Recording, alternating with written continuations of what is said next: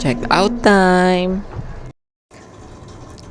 Tatawid pa kami doon sa sa colorful na bridge bago kami makarating sa reception. Kasi dito kami sa kabilang building. P?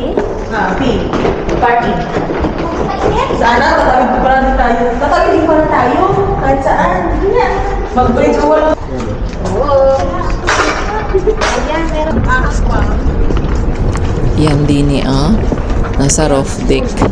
Tatawid kami dyan para makarating doon sa kabila. Ito yung colorful bridge na both side may view. Maganda naman ang view, lalo na sa gabi, kaya lang medyo tinamad na ako kumuha. Ano ba?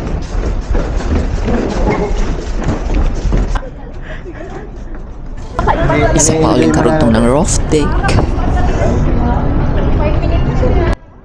Maganda sana mag-swimming dito kanina, kaya lang napakainit ang aga pa, mainit na maluluto ka. Hindi pa naman tayo kutis porcelana. Ganitong init doon, tapos Mas mainit pa dito, girl? Oo, Ay, naglalakad kami papunta ng train, yung train street.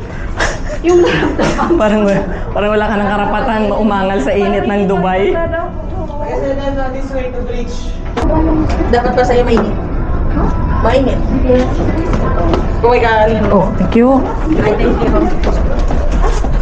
Isa ka siya. Thank you. Sige. Ito na, dito na yung reception area.